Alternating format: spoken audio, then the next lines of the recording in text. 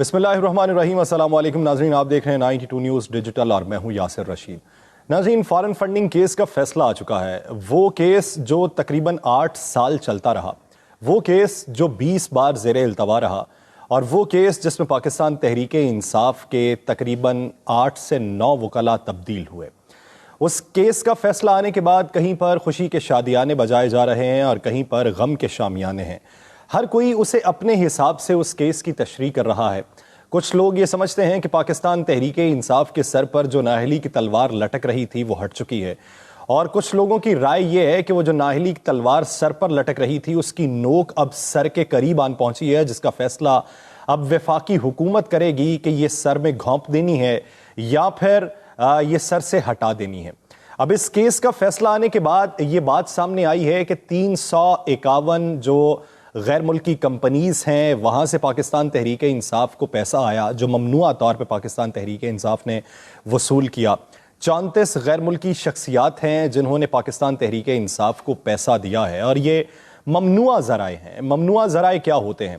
پاکستان تحریک انصاف یہ کلیم کرتی ہے کہ پاکستان تحریک انصاف UK اور بیرون ممالک میں جو پاکستان تحریک انصاف ہے اس کو خود نے ایک کمپنی کے طور پر رجسٹرڈ کروایا ہے، نہ کہ ایک پارٹی کے طور پر رجسٹرڈ کروایا۔ ان کا یہ کہنا ہے کہ بیرون ممالک جب آپ کسی تنظیم کو رجسٹرڈ کرواتے ہیں تو وہاں کے اصول و ضوابط اس پر لاگو آتے ہیں، تو ہم نے وہاں پر اسے ایک کمپنی کے طور پہ رجسٹرڈ کروایا، تو وہاں سے جو پیسے منتقل ہوئے ہیں وہ بھی ہمارے ممنوعہ فنڈنگ میں ڈال دیے گئے ہیں۔ اس کا بھی ہمیں یہ کہا جا رہا ہے کہ یہ بینکنگ چینل جو ہے وہ مستند نہیں ہے، یہ پاکستان کے آئین و قانون کے مطابق نہیں ہے۔ پھر جو شخصیات کی بات ہوئی کہ 34 غیر ملکی شخصیات نے پاکستان تحریک انصاف کو جو ہے وہ پیسہ منتقل کیا، جس میں بھارت کی ایک خاتون ہیں رمیتا سیٹھی، جنہوں نے تقریباً $13,750 جو ہیں وہ پاکستان تحریک انصاف کو منتقل کیے تھے۔ اب اس پہ یہ سوال اٹھتا ہے کہ بھارت میں بسنے والی خاتون کو پاکستان تحریک انصاف سے کیا شغف ہو سکتا ہے؟ وہ پاکستان تحریک انصاف کو کیوں فنڈ کرے گی؟ تو اس کا جواب پاکستان تحریک انصاف کے پاس یہ ہے کہ یہ جو خاتون ہیں یہ ایک پاکستانی شہری کی وائف ہیں جن کے اکاؤنٹ سے پاکستان تحریک انصاف کو پیسہ موصول ہوا ہے۔ اب وہ انہوں نے اپنے اکاؤنٹ سے بھیجنے کی بجائے اپنی بیوی کے اکاؤنٹ سے بھیج دیے ہیں، تو اس پر کوئی قدغن نہیں ہونی چاہیے۔ اس کے علاوہ آج کے دن ہم نے بے شمار قانون دانوں سے بات چیت کی، جس میں جسٹس ریٹائرڈ شائق عثمانی موجود تھے، کامران مرتضیٰ تھے، قمر دلشاد صاحب تھے، اور اسی طرح دیگر قانون دان بھی تھے، شعیب شاہین صاحب بھی جو صدر اسلام آباد ہائی کورٹ بار ہیں۔ ہر ایک کے جو نظریات ہیں وہ تقریباً مماثلت رکھتے ہیں، سوائے لطیف کھوسا صاحب کے اور کامران مرتضیٰ صاحب کے، وہ رائے الگ رکھتے ہیں، باقی سب رائے ایک ہی رکھتے ہیں۔ اور اس میں ان سے سوال کیا گیا کہ 62 اور 63 یعنی 62(1)F یا 63(1)F کا اطلاق کیا اس کیس میں ہوگا؟ یعنی بات ہو رہی ہے کہ ایک بیان حلفی جمع کروایا گیا تھا۔ بیان حلفی جو جمع کروایا گیا تھا اس میں یہ بات درج تھی کہ اس پاکستان تحریک انصاف کو بطور پارٹی جو فنڈنگ موصول ہوئی ہے وہ میرے علم کے مطابق ٹھیک ذرائع سے آئی ہے۔ یہ چیئرمین PTI عمران خان صاحب نے یہ جمع کروایا تھا۔ اب کچھ لوگ یہ بات کہتے ہیں کہ وہ بیان حلفی ہے، اور کچھ لوگ یہ کہتے ہیں کہ وہ ایک سرٹیفکیٹ ہے۔ بیان حلفی ایک الگ چیز ہوتی ہے، سرٹیفکیٹ ایک الگ چیز ہوتی ہے۔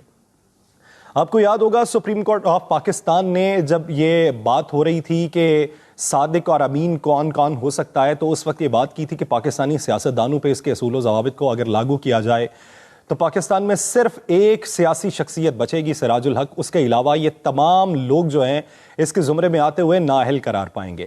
PTI بھی یہی بات کرتی ہے۔ PTI کہتی ہے کہ اس کیس میں صادق اور امین کا جو کلیہ ہے وہ استعمال نہیں ہو سکتا۔ اس کی وجہ یہ ہے کہ جو سرٹیفکیٹ جمع کروایا گیا تھا اس میں یہ بات کی گئی کہ میری معلومات کے مطابق اور جہاں تک میں نے جانچ پڑتال کی اس کے مطابق یہ ٹھیک ذرائع سے ہمیں پیسہ موصول ہوا ہے۔ یہ چیئرمین PTI کی جانب سے جمع کروایا گیا سرٹیفکیٹ تھا۔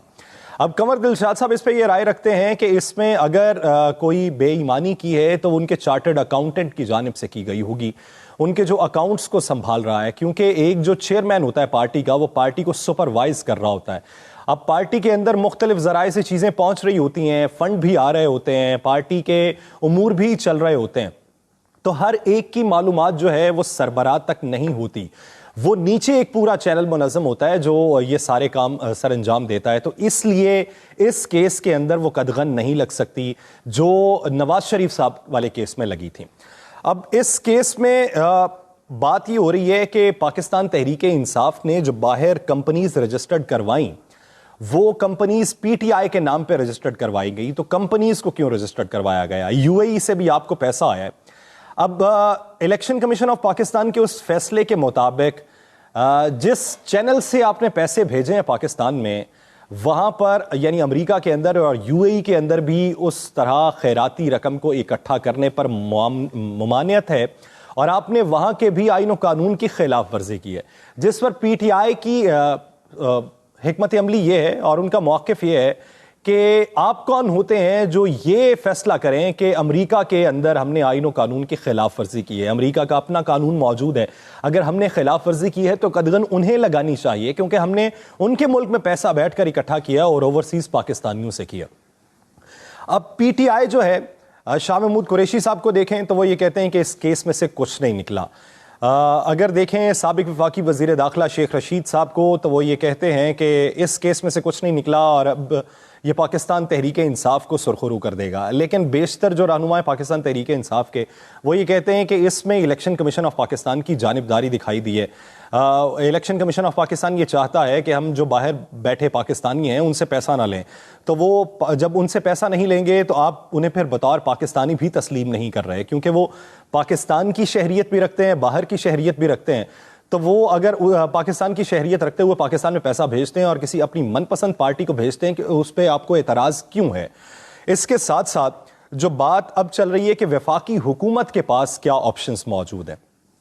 وفاقی حکومت اب یا تو پارٹی ڈیزالو کر سکتی ہے، یہ شائق عثمانی صاحب کی رائے ہے. ان کا یہ کہنا ہے کہ یہ وفاقی حکومت کے پاس اختیارات بہت زیادہ ہیں اور وفاقی حکومت ریفرنس فائل کر سکتی ہے سپریم کورٹ آف پاکستان میں. وہ یا تو پارٹی کو ڈیزالو کرے گی، اور ڈیزالو اگر ہوتی ہے تو پھر تمام کے تمام پارٹی اراکین نااہل ہو جائیں گے اور اگلے 4 سال تک وہ کوئی بھی انتخاب جو ہے اس میں باقاعدہ طور پر حصہ نہیں لے سکتے. لیکن کیا پاکستان مسلم لیگ نون کی حکومت یا مخلوط حکومت اس طرح کا ایکشن لے گی؟ ابراج گروپ کیا ہے؟ عارف نقوی صاحب کا جو نام بار بار منظر عام پہ آتا ہے، اور فائنینشل ٹائمز نے بھی عارف نقوی صاحب کے اوپر ایک آرٹیکل لکھا تھا کہ کس طرح پاکستان تحریک انصاف نے ان سے فنڈنگ لی اور کس طریقے سے چیریٹی میچز کروائے گئے، اور چیریٹی میچز کا جو پیسہ ہے وہ پاکستان تحریک انصاف کو منتقل کیا گیا، اور وہ چیریٹی میچز تھے اور وہ خیراتی طور پہ پیسہ اکٹھا کیا گیا تھا اور ایک پارٹی کو منتقل کر دیا گیا، یہ ایلیگیشن تھا. لیکن اسی آرٹیکل کے آگے جا کے عارف نقوی صاحب کے جو روابط ہیں وہ میاں محمد نواز شریف صاحب سے بھی اسٹیبلش کیے گئے تھے.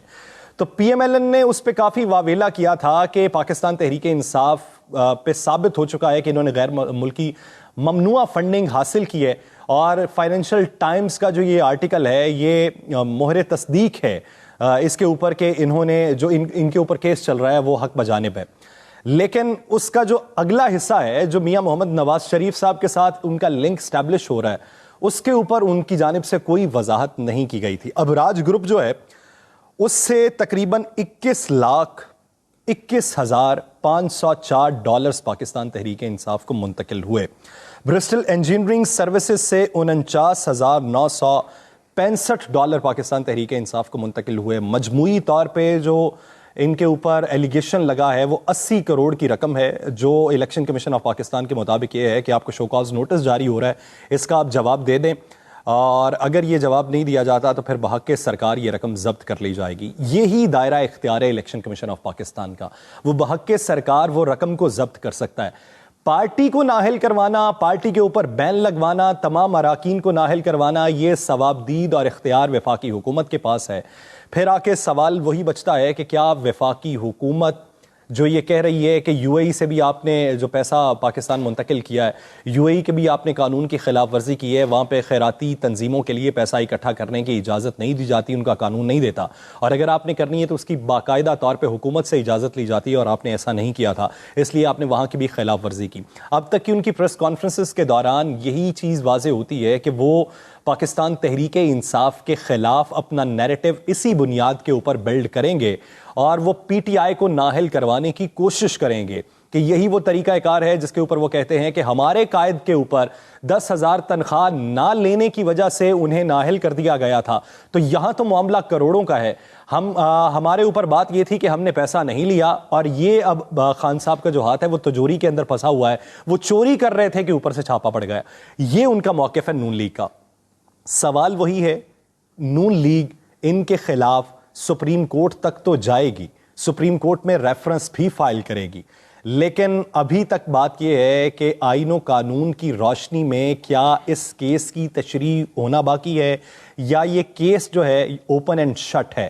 اگر سپریم کورٹ 3 رکنی بینچ بناتی ہے, سنگل بینچ بنتا ہے, تو پھر کیا ہوگا؟ پھر پلی وفاقی حکومت کی یہ ہوگی کہ فل کورٹ بینچ تشکیل دیا جائے, اور یہ چیف جسٹس آف پاکستان کی ثواب دید ہے کہ وہ فل کورٹ بینچ ترتیب دیتے ہیں یا نہیں دیتے. لیکن ماضی کی اگر مثالیں دیکھیں, جو ریفرنس بھجوایا گیا تھا بلاول بھٹو زرداری کی والدہ کی طرف سے, محترمہ بے نظیر بھٹو صاحبہ کی طرف سے, جو اس وقت کے چیف آف جنرل سٹاف تھے ضیاء الحق صاحب کے خلاف, وہ جو ریفرنس بھجوایا گیا تھا اس کو بھی فل کورٹ نے سنا تھا. اس سے پہلے بھی جو ریفرنس بھجوایا گیا تھا حکومت کی جانب سے وہ بھی فل کورٹ نے سنا تھا. ایک بار 7 ججز تھے, ایک بار 17 ججز تھے, ایک بار 9 ججز تھے.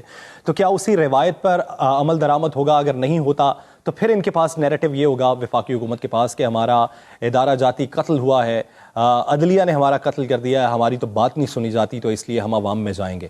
یہ ایک نیریٹو پاکستان مسلم لیگ نون کو ملے گا. لیکن حقیقت یہ ہے کہ Pakistan Peoples Party, P T I, P M L N, تینوں کے کیسز ایک ہی نوعیت کے ہیں, ایک ہی طرح کے الزام ہے. اگر پی ٹی آئی کے اوپر نااہلی کی تلوار لٹکتی ہے اور پی ٹی آئی کو نااہل کرنے کی کوشش کی جاتی ہے یا ان کے اراکین کو, تو پھر اسی گراؤنڈ کے اوپر, اسی تکڑی کے اوپر سب کو تولا جائے تو پھر تمام پارٹیز نااہل ہوتی ہیں. اب دیکھنا یہ ہے کہ اس کو پولیٹیکل نیریٹو کس طریقے سے بنایا جاتا ہے اور وہ نیریٹو کس حد تک مضبوط ہوتا ہے. بظاہر یہ پی ٹی آئی کے خلاف فیصلہ دکھائی نہیں دیتا, اور بادیوں نظر میں یہ پاکستان تحریک انصاف کو ایک ریلیف دکھائی دیتا ہے. مجھے دیجیے اجازت, اللہ نے کے بعد.